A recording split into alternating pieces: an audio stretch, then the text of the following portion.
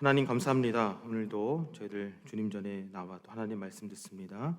저희들 들려지는 이 말씀이 사람의 말이 아니라 하나님의 음성으로 들려지게 하시고 저희들 이 말씀 앞에서 다시 한번 하나님의 은혜를 기억하며 하나님의 은혜 앞에 또 귀한 결단과 우리의 모습들을 돌아볼 수 있는 복된 시간 되게 하여 주시옵소서. 모든 말씀 예수님 이름으로 기도합니다. 아멘. 제가 학교 다닐 때 배웠던 인간의 세 가지 요소가 있습니다. 여러분들 혹시 인간의 세 가지 요소가 무엇인지 아십니까? 제가 그 성경적인 게 아니고요, 사회 문화 시간에 배웠던 것 같은데, 그나마 저랑 이렇게 비슷한 또래가 우리 장로님 같은데, 인간의 세 가지 요소. 이 의식주 다 아마 들어보셨을 겁니다. 우리가 입는 옷, 그리고 먹는 음식, 그 다음에 집, 이 의식주를 우리가 인간의 세 가지 기본 요소다, 이렇게 학교에서 이제 여러분들 배웠을 겁니다. 근데 제가 최근에 읽은 글에 따르면 이 인간의 세 가지 기본 요소에다가 하나를 더해가지고 네 가지 기본 요소에 대해서 쓴 이제 글이 있습니다. 혹시나 여러분들에게 의식주라고 하는 세 가지 기본 요소에다가 더해서 한 가지 더에 아주 중요한 것이 무엇인가 라는 것을 여러분들에게 묻는다고 한다면 여러분들은 그 한 가지를 무엇이라고 이제 덧붙이겠습니까? 어떤 분들에게는 그게 뭐 돈일 수도 있고요. 어떤 분들에게는 그것이 어떤 뭐 지위나 위치나 뭐 사람과의 관계나 뭐 건강이나 뭐 성경적으로 아주 뭐 정답을 얘기하면 하나님이라고 얘기할 수도 있고 뭐 성경이라고 또 말할 수 있는데, 제가 읽은 글에서 말하는 그 한 가지 더는 무엇이냐면 기억입니다. 기억. 우리는 이제 이런 말을 하죠. 사람은 추억을 먹고 산다. 사람은 기억을 먹고 산다. 이런 말을 하곤 하는데, 그만큼 우리 인간에게 있어서 기억이라는 것이 참 중요하고 또 우리의 삶에 어떤 영향들을 참 많이 끼치는 것 같습니다. 이 우리의 기억이라는 것은 단순한 과거에 일어났던 과거의 어떤 일에 관한 것은 아닌 것 같습니다.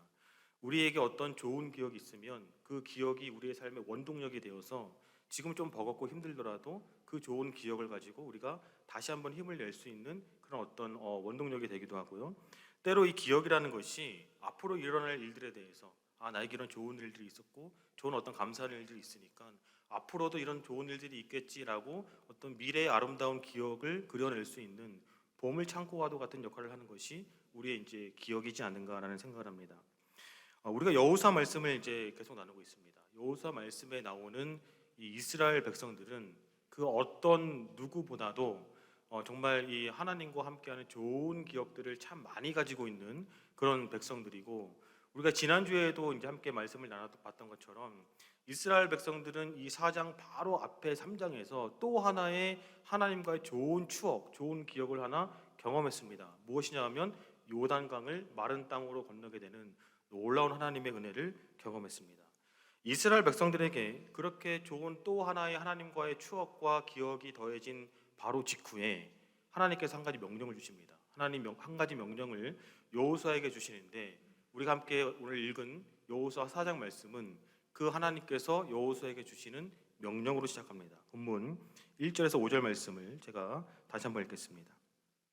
그 모든 백성이 요단을 건너가기를 마침에 여호와께서 여호수아에게 말씀하여 이르시되 백성의 각 지파에 한 사람씩 12사람을 택하고 그들에게 명령하여 이르기를 요단 가운데 제사장들의 발이 굳게 선 그곳에서 돌 12를 택하여 그것을 가져다가 오늘 밤 너희가 유숙할 그곳에 두게 하라 하시니라.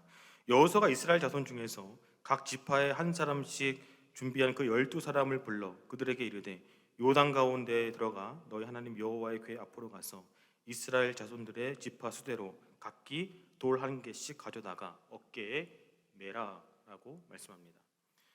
우리는 이 믿음의 여정, 신앙 여정 가운데에서 우리의 하나님께서는 우리의 삶을 신실하게 선으로 인도하신다라는 것을 고백합니다. 그래서 늘 우리가 찬양으로도 그렇게 고백하고 늘 또 우리가 이 믿음의 여정 가운데 은혜에 대한 이야기를 많이 하는데, 그렇게 잘 알고 고백을 하고 믿으려고 하는데 이 살아가다 보면 이 하나님께서 하시는 뭐 방법이나 하나님의 때 이런 것들을 생각하면 이거 믿으려고 하다가 또 안 믿어지고 믿으려고 하다가도 또 이게 넘어지고 실패하고 이해하기가 참 힘든 하나님의 방법과 하나님의 때들이 참 많다라는 겁니다. 오늘 말씀도 어찌 보면 시작부터 지금 또 그런 하나님께서 또 이제 그런 일을 보여주시는데, 애초에 강을 건널 때 애초에 강을 건널 때 돌을 가져오게 하시면 얼마나 좋습니까? 그런데 하나님은 지금 말씀은 어떤 상황인 거냐면 다 건넜습니다. 다 건넜는데 12지파 중에 한 사람씩을 뽑아가지고 다시 또 강 한가운데 들어가가지고 거기서 돌을 가져오게끔 지금 명령을 하고 있다는 겁니다. 제가 알기로는 우리 교회에서 1년에 한 번 정도 이제 소풍 가는 걸로 알고 있는데, 교회에서 이제 이것저것 잘 준비해서 음식도 그렇고 필요한 물품들도 그렇고 다 잘 준비해가지고 소풍지에 도착을 했는데, 갑자기 제가 목장에 한 분씩을 딱 뽑아가지고, 아 죄송합니다, 제가 실수하고 하나 뭐 놓고 온 게 좀 몇 가지가 있는데 이것들 좀 가져다 주세요라고 얘기를 하면, 아마 목사가 부탁을 하니까, 그리고 또 필요하니까 뭐 마지못해 가시겠죠. 그런데 그 일이 일어난 다음에 어떻게 되겠습니까? 성도님들이 삼삼오오 모이셔가지고 내 저럴 줄 알았다, 저 인상도 별로 좋지 않았고 뭔가 사건 칠 것 같았고 뭔가 미흡해 보였는데, 역시나 제대로 일 좀 하지, 목사가 좀 잘 좀 이렇게 해갖고 좀 잘 좀 챙기지, 왜 성도들을 고생시켜, 이런 이야기들을 아마 삼삼오오 모여서 제 앞에서는 안 하겠지만 그런 말들을 아마 하시지 않을까라고 생각을 하는데, 사실 오늘 본문의 내용이 그런 내용인 겁니다. 그 이야기가, 사건이 하나님께서 이뤄가시는 그 모습이 그렇다는 겁니다. 하나님께서 이스라엘 백성들로 하여금 돌을 가져오게 하실 거면 좀 메모를 해놓으시든지 아니면 좀 기억을 좀 잘 하시든지, 하나님 뭐 즉흥적으로 일하시는 분이 아니실 텐데 그러면 좀 미리미리 좀 돌 좀 잘 챙겨가지고 가게끔 하면 좋은데, 그거 왜 이제 얘기하십니까? 왜 이 이스라엘 백성들로 하여금 이중으로 수고를 하게 하냐라는 겁니다. 지금 우리가 이제 이 여호수아 말씀을 통해서 이스라엘 백성들이 가나안으로 들어가는 이야기들을 나누고 있는데, 지금 가나안 백성들이요, 우리 성도님들처럼 뭐 한 100여 명 뭐 이 정도가 아니고 몇 천 명도 아니고 약 200만 명이 지금 움직이는 겁니다. 200만 명이 지금 가나안을 잘 건너왔습니다. 그렇게 반나절 한 한나절은 걸려가지고 아마 넘어왔을 텐데, 그런데 그 피곤한 몸을 이끌고 다시 또 강한 가운데로 들어가라는 겁니다.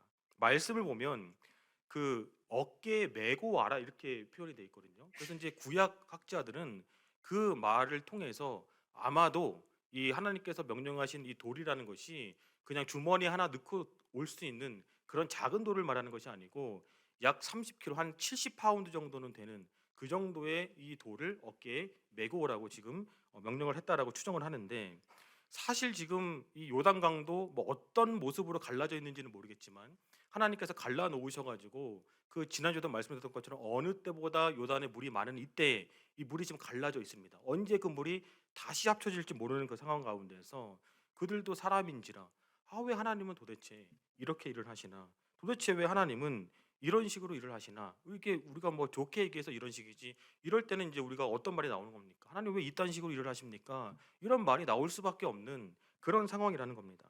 우리 눈에 보면 어떻습니까? 하나님의 일하심이 너무나 비효율적입니다. 너무나 비이성적이고 비합리적입니다. 제가 이 말씀을 묵상하면서 마음을 갖게 된 것이 무엇이냐면, 우리가 신앙생활을 해가고 함께 우리가 또 교회로 모여서 교회를 세워나가면서 사실 우리는 효율을 많이 얘기합니다. 또 합리적인 걸 많이 얘기하고요. 그래서 어떻게 하면 우리가 합리적으로 어떤 일을 해나갈까, 또 효율적으로 우리가 일을 해나갈까라고 생각을 하는데, 때로는 그런 우리의 마음이 하나님의 일하심의 장애물이 될 수도 있지는 않을까라는 그런 생각을 하게 되었습니다. 물론 우리가 주님의 일을 하고 하나님의 일을 하는데 우리가 뭐 일부러 비효율적으로 일할 이유는 없죠. 일부러 비합리적으로 일할 이유도 없습니다. 당연히 우리가 하나님의 일을 할 때는 지혜를 모으고 생각을 모두어 가지고 최대한 합리적이고 최대한 효율적으로 일을 해야 합니다. 하지만 오늘 본문의 이 말씀, 이 사건을 합리적으로만 따지면, 효율적으로만 따지면 이해가 되지를 않습니다. 하나님은 왜 그렇게 비효율적이신 분이시고 왜 그렇게 비합리적인 분이신가라는 생각을 할 수밖에 없다는 겁니다. 우리는 다 이해할 수 없지만 때로는 우리가 함께 신앙 여정 가운데서 여러분들이 뭔가 일을 해가지고 또 우리가 교회로 세워갈 때 왜 저렇게 비합리적으로 하나님이 이끌어 가시지? 저거는 참 비효율적인 것 같은데, 이런 일들 가운데서도 하나님의 일하심과 하나님의 계획하심과 하나님의 이끄심이 분명히 있을 수 있다라는 우리 어떤 열린 마음들이 필요하다는 겁니다. 그럼 여기서 중요한 것은 무엇이냐 하면, 하나님께서 때로는 우리를 이거는 합리적이지 않은 것 같은데, 효율적이지 않은 것 같은데 이런 방향으로 우리를 이끄신다고 한다면, 여기서 중요한 것은 무엇이냐면, 그러면 거기에 하나님의 뜻은 무엇인가 하는 것입니다. 하나님은 도대체 왜 그렇게 비효율적으로 보이고 비합리적으로 보이는 방식으로 일을 하실까? 그것이 중요한데 오늘 이 본문 말씀을 통해서 하나님께서 그런 방식으로 일하심으로 이스라엘 백성들에게 깨닫게 하시고 오늘 우리에게 주시고자 하는 메시지는 무엇이냐면 하나님의 은혜를 기억하라는 겁니다. 하나님의 은혜를 기억해내야 한다는 겁니다. 본문 6절에서 8절입니다.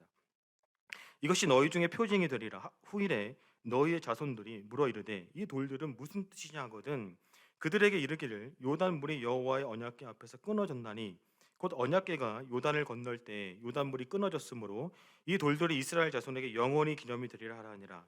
이스라엘 자손들이 여호수아가 명령한 대로 행하되 여호와께서 여호수아에게 이르신 대로 이스라엘 자손들의 지파의 수를 따라 요단 가운데에서 돌 12를 택하여 자기들이 유숙할 곳으로 가져다가 거기에 두었더라라고 말합니다. 말씀에 보면 이 돌들이 무엇이 된다라고 얘기합니까? 표징이 된다라고 말합니다. 즉 사인이 된다라는 겁니다. 사인이 무엇입니까? 여러분들 운전하시다 보면 여러 가지 사인을 보죠. 스탑 사인을 보면 뭘 해야 된다는 걸 아십니까? 아, 여기서는 내가 스탑해야 되는구나를 압니다. 여러분들 운전하시다가 원웨이 사인을 보면 아, 여기는 내가 들어가도 되든지 안 들어가도 되든지 아무튼 원웨이니까 내가 들어가도 되겠구나. 아, 내가 여기 들어가면 안 되는구나를 알고 그렇게 판단을 합니다. 12돌이 무엇이 된다라는 겁니까? 표징이 된다라는 겁니다. 사인이 될 것이라는 겁니다. 그래서 이스라엘 백성들은 12돌을 볼 때마다 자신들이 무엇을 해야 되는지를 생각하는 겁니다. 우리가 스탑 사인을 보면 어떻게 행동해야 지 어떻게 운전해야 되는지를 아는 것처럼 그 12돌을 볼 때마다 그것이 표징이 되고 사인이 되어서 어떻게 행동해야 되는구나 라는 것을 생각하게 되는데 그것은 바로 하나님의 은혜를 기억하는 겁니다. 그 12돌을 보면서 아, 하나님께서 우리를 요단강을 마른 땅으로 건너게 하셨지라고 하는 하나님의 은혜를 기억하는 겁니다. 12돌은 단순하게 그냥 아, 하나님이 그 일을 행하셨지라고 하는 그런 어떤 기억만을 가져다 주는 것이 아니라 이 12돌은 이스라엘 백성들에게 그렇게 하나님의 은혜를 기억하게 함으로 인해서 그들이 믿음의 여정 가운데에서 믿음의 태도와 믿음의 어떤 모습들을 잃지 않고 그렇게 하나님의 은혜를 기억하면서 한 걸음 한 걸음 하나님과 걸어갈 수 있는 그 길로 인도한다라는 겁니다. 앞으로 이스라엘 백성들에게 분명히 버거운 일이 있을 겁니다. 어려운 일이 있을 겁니다. 정말 견뎌내기 힘든 일들이 있을 겁니다. 그럴 때 하나님께서 뭐라는 겁니까? 12도를 바라보면서 하나님의 은혜를 기억하라는 겁니다. 하나님께서 그렇게 너희들을 요단강 가운데 마른 땅으로 건너게 하셨는데 그 하나님께서 너희와 지금도 함께 하시니 지금 버겁고 지금 힘들고 지금 참 뭔가 살기가 어렵다고 성도다운 믿음의 태도를 잃지 말고 성도다운 태도를 가지고 그렇게 하나님의 은혜를 기억하며 살아가라는 겁니다. 앞으로 이스라엘 백성들의 삶 가운데 복된 일도 있을 것이고 또 정말 좋은 일도 있고 정말 되는 뭐 생각하는 대로 계획하는 대로 다 잘 되는 일들도 분명히 있을 겁니다. 그때도 12도를 바라보면서 하나님의 은혜를 기억하라는 겁니다. 그러면서 그것이 내가 잘나서 나의 깜냥으로 나의 무엇으로 된 것이 아니라 아, 그렇지. 하나님의 은혜이지라고 생각하면서 그 자리에서 교만하거나 자만하지 않고 겸손함으로 하나님을 따라오라는 겁니다. 본문 20절 말씀을 보면 이스라엘 백성들은 12돌을 이제 세우는데 어디에 세웁니까? 길갈이라고 하는 데 세웁니다. 우리는 뭐 생소한 곳이긴 한데 이게 이제 이스라엘 백성들에게는 상당히 아주 중요한 뭐 우리 한국 사람들에게 서울 뭐 이런 것처럼 아주 이 길갈이라는 곳이 참 의미가 있는 곳인데 여호수아 시대에 있어서 작전의 중심지였고 이스라엘에게 있어서는 계속해서 이제 중요한 역할을 하는 한 지역입니다. 이스라엘의 첫 번째 왕이 누구죠? 네, 사울입니다. 이스라엘의 첫 번째 왕이 사울인데 사울이 어디서 세워지냐면 길갈에서 세워집니다. 그리고 여러분들은 아실 만한 이 엘리야와 엘리사라고 하는 선지자가 그 당시에 선지자 학교를 만들어 가지고 그렇게 후배들을 양성하는 그런 일들을 했었는데 그 일들을 어디서 했냐면 길갈이라는 곳에서 했습니다. 이렇게 이스라엘 백성들은 길갈이라는 아주 중요한 곳에 갈 때마다 그곳에 세워져 있는 12돌의 기념비를 보게 된다는 겁니다. 그리고 하나님께서 하신 놀라운 그 은혜의 일들을 기억합니다. 하나님의 놀라운 은혜를 기억하면서 그래, 맞아. 하나님께서 우리와 함께 하셨고 그 은혜로 우리를 이끄시지라는 것을 다시 한번 기억합니다. 그럼 하나님께서는 왜 이 요단강을 건너기 바로 직후에 그렇게 하나님의 은혜를 기억하라고 하셨을까요? 물론 뭐 하나님의 은혜를 기억하는 것이 참 중요한 일이기 때문에 하셨겠지만 그 이유는 무엇이냐면 이스라엘 백성들이 정말 그렇게도 하나님의 은혜를 또 잊어버리고 또 잊어버리고 또 잊어버리는 백성들이었기 때문입니다.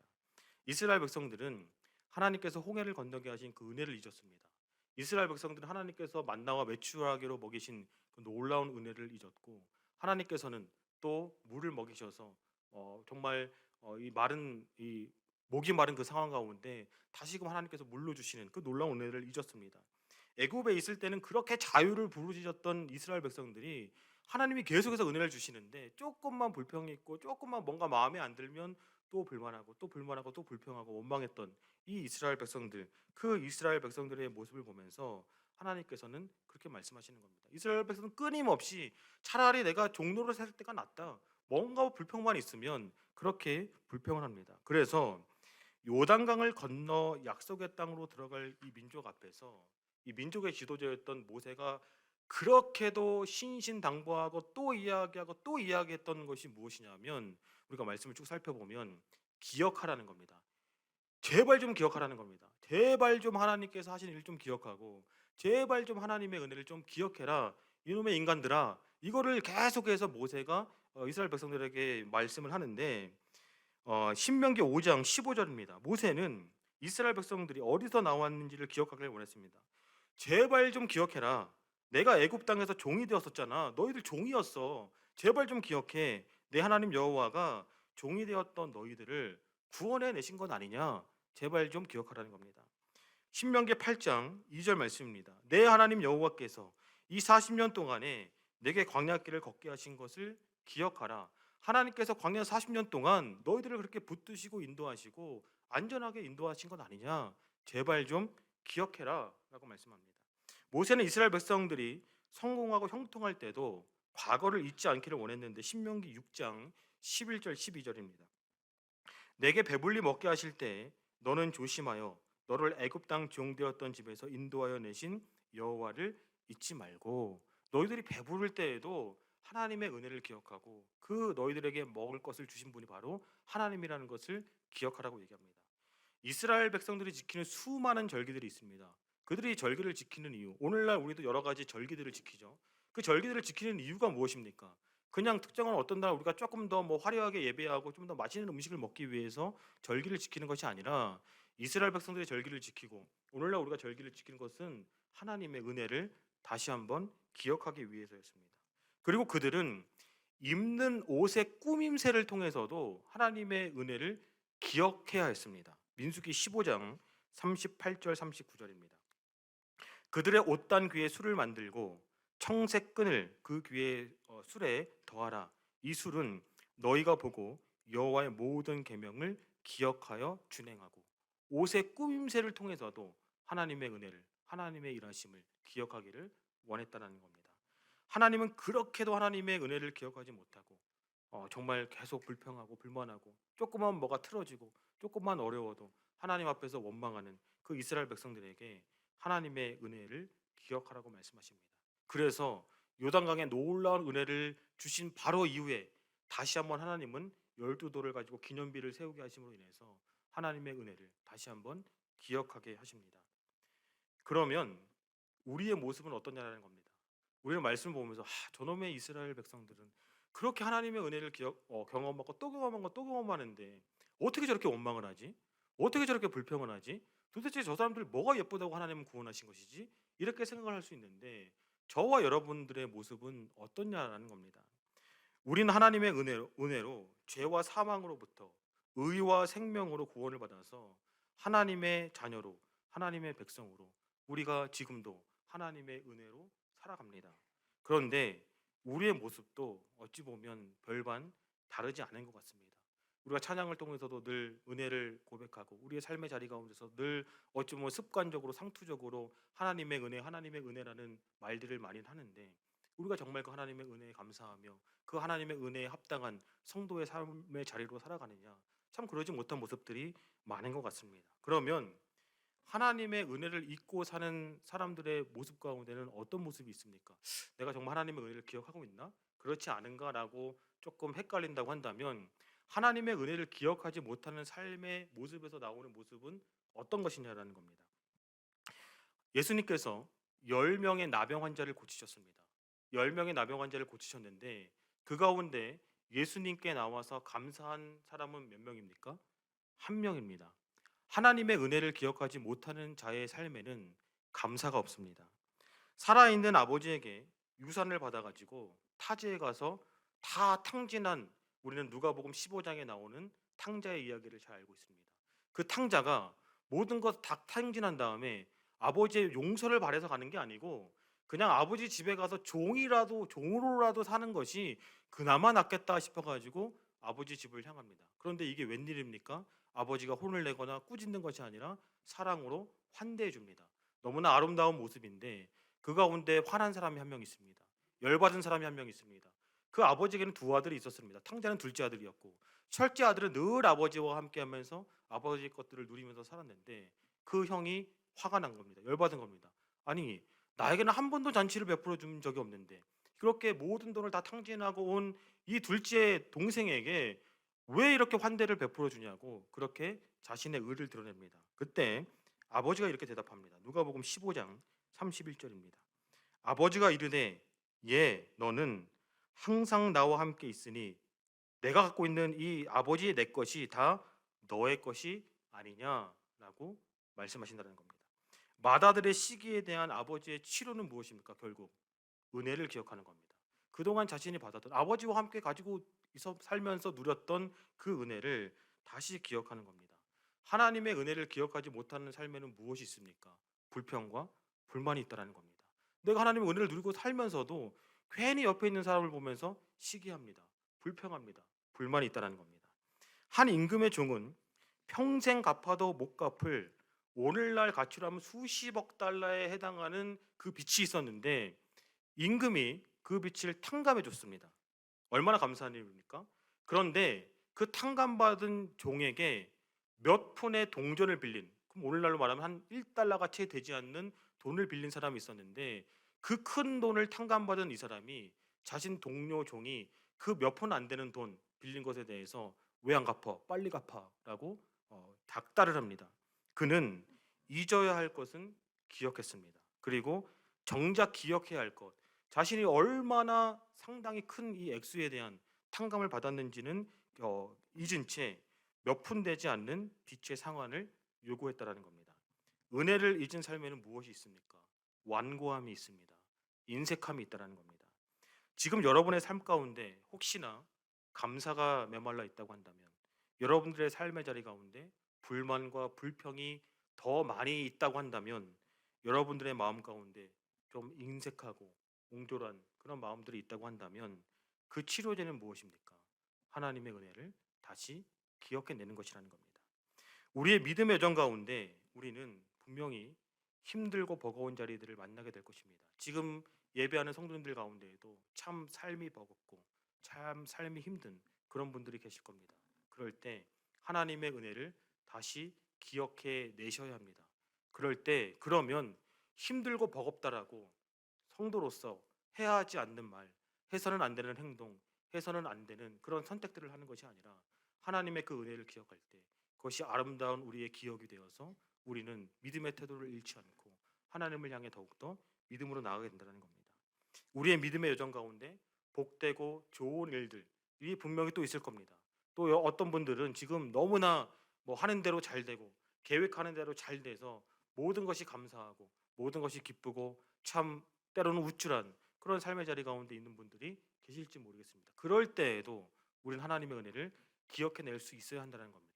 그럴 때 우리가 교만하거나 자만하지 않고 겸손하게 이 모든 것이 하나님의 은혜입니다라는 고백으로 우리가 믿음의 태도를 잃지 않고 주님과 함께 나아갈 수 있다는 겁니다. 우리가 믿음의 여정 가운데에서 그래서 하나님의 은혜를 기억하는 것이 참 중요합니다. 그래서 오늘 본문 말씀에서도 보면 하나님께서 요단강을 건너게 하신 바로 직후에 하나님께서는 어찌 보면 비효율적이고 비이성적인 그런 방식으로 돌들을 가져오게 하시고 그 돌들을 기념비 쌓아서 하나님의 은혜를 꼭 기억하게끔 그 일들을 하게 하신다는 겁니다. 여러분들에게도 하나님의 은혜를 기억할 수 있는 여러분만의 12돌이 있을 것입니다. 여러분만의, 하나님께서 여러분들의 인생 가운데 부어주신 여러분만의 12돌이 다 있을 것입니다. 여러분의 인생의 고비고비마다, 그리고 여러분의 인생의 찬란한 순간순간마다 여러분들만의 그 12돌을 기억해내시고 하나님의 은혜를 붙들고 하나님의 은혜와 함께 살아갈 때 여러분들의 삶이 불평과 불만으로 가득한 삶이 아니고 여러분들의 삶이 교만과 자만으로 넘치는 삶이 아니라 정말 하나님의 은혜에 대한 감격, 하나님의 은혜에 대한 감사로 살아갈 수 있는 여러분들의 삶이 될 수 있기를 주님의 이름으로 축원합니다. 말씀을 들으시면서 머리가 좀 이렇게 빠리빠리 잘 돌아가시는 분은 이 12돌이 세워진 데가 길갈만 아닌데 한 군데 더 있는데 이런 생각이 드시는 분 다 드시죠? 다 드셔야 됩니다. 그런 생각이 드시는 분들이 있을 텐데 어디에서 우리가 그걸 확인하게 되냐면 9절 말씀에서 확인하게 됩니다. 제가 말씀 한 번 더 읽겠습니다. 여호수아가 또 요단 가운데 곧 언약궤를 맨 제사장들의 발이 선 곳에 돌 12를 세웠더니 오늘까지 거기에 있더라라고 말합니다. 분명히 이제 길갈이라는 곳에 가운데서 이제 돌을 어깨에 맬 정도의 큰 무거운 이 돌들을 가지고 와서 기념비를 세웠습니다. 세웠는데 9절 말씀에 보니까 여호수아는 또 그 제사장들이 서 있었던 중앙, 그 요단강의 중앙에다가 12돌을 또 기념비를 세우게 했다라는 겁니다. 세월이 흐르고 흘러서 이제 이 요단강을 건넌 것을 경험한 이 부모 세대의 자녀들이 길갈에서 기념비를 볼 때마다 아마 물었을 겁니다. 엄마, 아빠, 저기 있는 길갈에 있는 12개의 돌, 저 기념비는 도대체 뭐야? 뭘 기념하기 위해서 저렇게 세워놓은 거야? 라고 아마 물었을 겁니다. 그럴 때 부모님은, 아빠, 엄마는 아마 이렇게 얘기했을 겁니다. 하나님께서 요단강을 마른 땅으로 건너게 하셨어. 너 상상도 안 되지? 그런데 하나님께서 우리를 그렇게 기적적인 방법으로 가나안에 들어올 수 있게 우리를 그렇게 인도하셨어 라고 말해주면서 아마 이 말을 덧붙였을 겁니다. 너희들이 지금은 볼 수 없지만 요단강 저 한가운데 있어서 너희들은 지금 볼 수 없지만 그때 우리는 요단강 한가운데에도 12개의 돌을 두었단다. 거기에도 12개의 돌이 있단다 라고 아마 말해 주었을 겁니다. 강 깊숙한 곳에 놓여 있는 이 12돌은 이제는 더 이상 이스라엘 백성들의 눈에는 보이지 않습니다. 그들의 눈에는 보이지 않는 12돌입니다. 하지만 그들이 요단강을 바라볼 때마다 저 요단강 한가운데 깊숙한 그곳에도 12돌이 있지라는 것을 기억했을 겁니다. 그리고 기억은 그래 우리가 이제는 가나안으로 넘어오면서 우리의 옛 자아는 그렇게 요단강 한가운데 묻어두고 이제 우리는 주님과 함께 새로운 삶을 시작한 이들이지라는 것을 기억하고 자녀들에게 그렇게 말해 주었을 겁니다. 하나님의 은혜를 입은 우리들의 도전, 하나님의 은혜를 기억하는 성도들의 도전이 바로 여기에 있다라는 겁니다. 하나님의 은혜를 경험한 우리들은 이제 과거로부터 돌이켜야 합니다. 이제 과거의 옛 모습으로 돌아가지 않기를 끊임없이 도전해야 한다는 겁니다.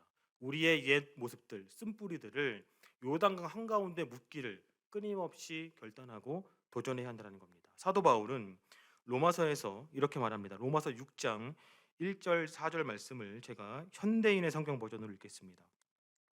결코 그럴 수 없습니다. 이미 죄에 대하여 죽은 우리가 어떻게 죄 가운데 그대로 살 수 있겠습니까? 여러분은 그리스도 예수님과 연합하는 세례를 받은 우리가 그분과 함께 죽었다는 사실을 모르십니까? 우리는 그분의 죽으심과 연합하는 세례를 받음으로써 그분과 함께 묻힌 것입니다. 이것은 그리스도께서 죽은 사람 가운데서 아버지의 영광으로 살아나신 것처럼 우리도 새로운 생명 가운데서 살도록 하기 위한 것입니다. 라고 말합니다. 고린도서 5장 17절입니다. 그러므로 누구든지 그리스도 안에 있으면 새로운 존재입니다. 옛사람은 없어졌습니다. 이제 새 사람이 된 것입니다. 말씀입니다. 저는 이 말씀들이 여러분들이 뭐 다 아시는 말씀이잖아요. 그냥 성경에 있는 말씀이고 좋은 말씀이고 그래야지 라는 말씀이 아니라 여러분의 삶에서 매일매일 일어나고 우리 교회 공동체에서 매일매일 일어나는 살아있는 말씀이 되길 원합니다. 그렇게 늘 우리의 옛 모습과 버려내야 할 쓴뿌리들을 요단강에 묻어두고 주님과 함께 새로운 삶을 살기를 날마다 도전하는 그 일들이 우리의 삶의 자리 가운데 풍성하게 있길 바랍니다. 여러분의 믿음의 여정을 한번 돌아보시기 바랍니다. 함께 예배 드리는 우리 성도님들 가운데 어떤 분들은 이제 막 교회에 나와서 또 교회 나오면서 또 신앙의 여정을 시작하신 분들, 또 그런 분들이 있는가 하면 어떤 분들은 신앙생활 하신 지 한 몇 년이 된 그런 분들이 있을 수도 있고, 또 어떤 분들 가운데는 또 수십 년의 신앙생활을 하신 분들, 또 어떤 분들 가운데는 또 신앙생활을 하다가 잠시 조금 스탑이 됐다가 다시 또 신앙생활을 하시는 분들, 다양한 모습의 성도님들이 계실 겁니다.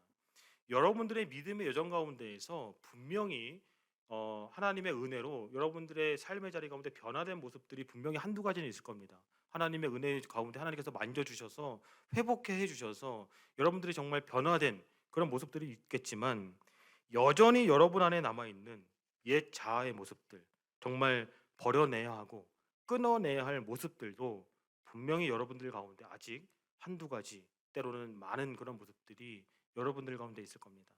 혹시 여러분들은 여러분 안에 있는 버려내고 끊어내야 할 모습들이 무엇인지에 대해서 너무나 잘 알지만, 내가 이거는 내가 좀 어떻게 좀 내려놔야 되는데, 내 성격, 내 성질, 이거는 정말 내가 맨날 이것 때문에 내가 이렇게 실수하고 이러면 안 되는데라고는 잘 알지만, 여러 가지 그냥 이유들로 적당히 타협하며 그 쓴뿌리들을 여전히 혹시 가지고 있지는 않습니까? 아니면 이제는 그런 세월들이 너무 오래되어서 별로 변화하고자 하는 그런 마음도 사라져서 그냥 뜨뜻미지근한 그런 모습으로 남아 있지는 않습니까?